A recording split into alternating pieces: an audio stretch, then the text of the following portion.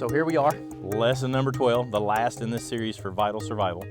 I really appreciate the fact that you've made it this far. It's really good that you have come this far. But what I want to do now is develop anybody listening and anybody that you can help, so that as you move forward, you continue to progress and get better in getting ready for survival and disaster readiness. You know, there's a quote I'm really fond of, and it says something like this. I'm paraphrasing. You don't practice until you get something right. You continue training until you cannot get it wrong. That brings up a good topic of conversation. What is practice? What is training? What is testing? What is all that? Is it the same? Is it different?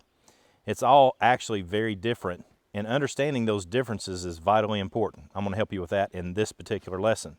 The way I want to get started is I want to discuss what is commonly referred to as the scientific method. You probably learned this in 8th grade science class. It's fantastic. It's real simple. It's the same scientific method that scientists utilize in laboratories and different fields of study all over the world every day.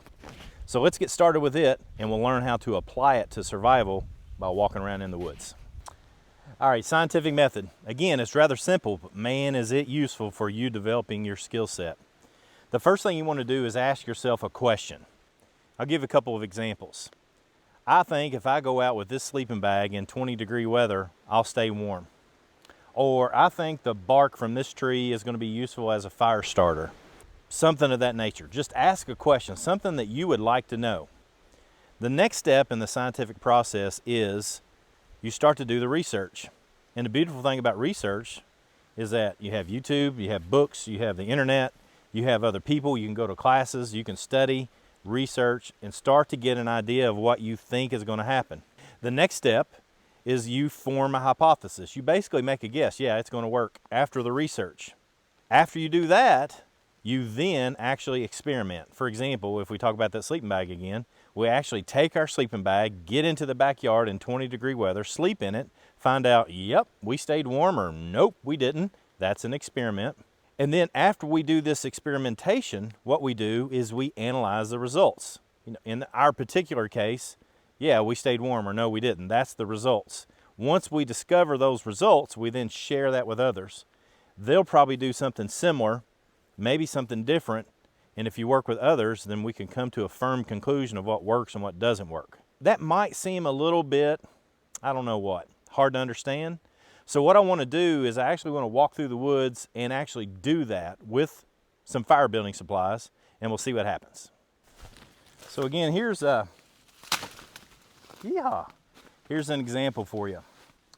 I have a question. I wonder if this bark will light if I put a lighter to it. That's the question. So what's next in the process? Well, I do some research. This actually is a sweet gum tree. So what I can do is I can get online, study some YouTube videos, find a book, and let's say that I do that and I just don't find anything. So I make the guesstimate because, hey, I know trees that this is not going to work, because quite frankly, I don't think it's going to, okay? I make that guesstimate. Then I take some of that bark. This is where the experimentation comes in. I crush it up. Maybe I just use it the way it is. I get my lighter out of my pack and I light it.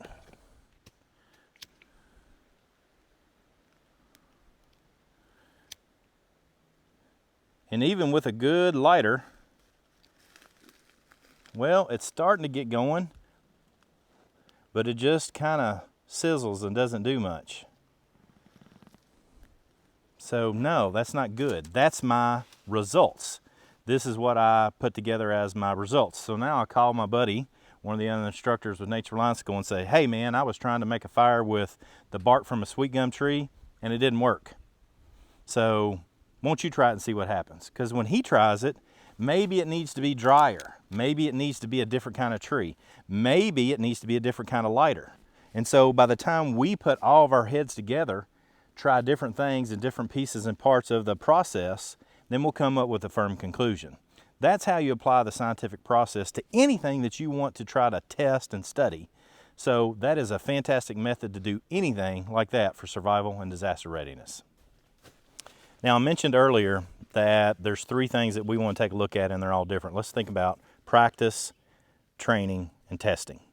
Now, typically in the modern world, most of us, when we think about practice, we think about some sort of music practice or basketball practice or something of that nature. And it's probably a pretty good word for that, meaning you're just trying new things out or you're putting new things together. As it relates to basketball, a team might try out a new play, or hey, you've got a new idea for a jump shot.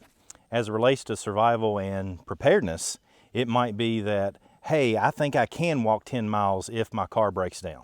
And so you actually just go out and walk 10 miles. That's practice. Practice is where you're getting into that particular role and position where really there's nothing that is out there that's problematic if you fail. It's just practice, right? You might have a coach that tells you to do certain things if you do it wrong, but it's just practice. Training is where you start to take what it is that you've done in practice and you start to add stressors. So for example, in training, you might be making a fire and you've made fires hundreds and hundreds of times, but now in training, you're doing it in a way that you can add anything that you want to. I want to use all the materials that I can for fire building. It used to be maybe that you only did bow drill fires, or you only made fires utilizing a lighter. You only use a ferro rod or something of that nature. But in training, you do whatever it takes to make a fire. And then testing is typically where you can do this solo, but it's usually best where you have someone, usually a mentor or a teacher, a trainer, friend, or somebody that challenges you with unexpected variables. That's a big one. Think about it from a basketball perspective again. That's where you go into a home team's court where they have the advantage and the crowd does something crazy while you're shooting free throws. That's the sort of thing that is testing yourself. Hey, you've sat there and shot a whole lot of free throws, but now your coach tried to do something where you were in training to prepare for that stress, and now you're testing yourself where it matters. Same thing with survival and disaster readiness. Having a mentor or a coach to tell you, hey, you are utilizing your ferro rod incorrectly, or some variation of it, is incredibly valuable when you're testing yourself. So with that said, that is practice versus training versus testing. There's a time for each. And let's get into the next step and we'll start getting you prepared more mentally for what's to come. All right, so I want to bookend this course with a little bit of what we started with because this is incredibly valuable.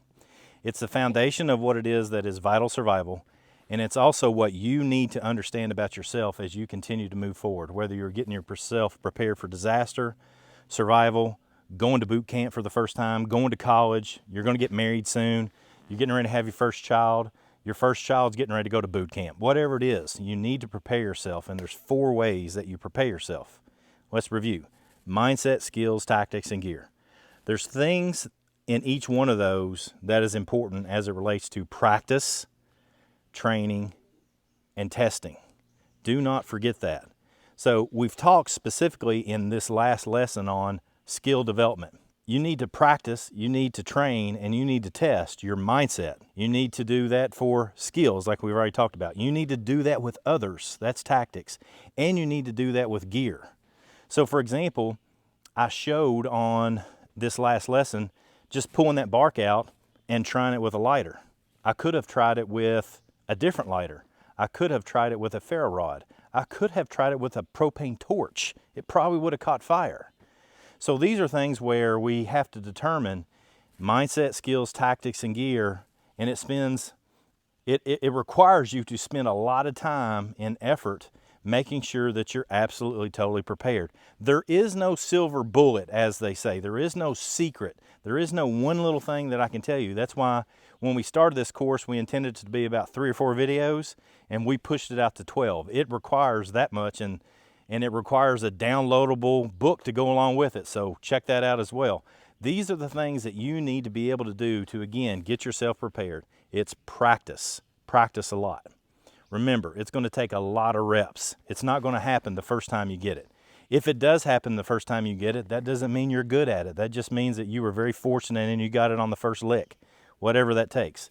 It takes a whole lot of training. For example, building a fire on a day like this is difficult because there's a lot of humidity in the air. It's kind of sprinkled here a couple times, a lot of humidity. You would think that on a dry day like today, it's really easy to make a fire. I've taught thousands of people how to make fire, and we run into major trouble when the weather's like this. Even the seasons can change. I might be able to make a fire now, but does that change in the fall, the spring, the winter, what have you? These are all things that you need to continue to do, to study, so that you can prepare yourself and you're actually ready for survival. I'm not wanting to be a downer. I just want to be honest with you and tell you it's going to take some effort. But here's the beautiful thing, and this is where it's going to be really, really advantageous for you. Being more self-reliant and not dependent upon others is one of the greatest feelings in the world. You'll walk around with confidence. You'll walk around with the ability to know that you've worked hard to get where you are, and if something bad happens, you're going to be okay. You're going to be able to take care of yourself. You're going to be able to take care of your family, and that sort of feeling is worth $1 million. And you can do that. Follow along with these lessons. Follow along with what I've recommended for practice and training and testing, to test yourself, to push yourself beyond your self-imposed limits. And the world is yours. You can conquer anything. Come on, join in. Let's learn together.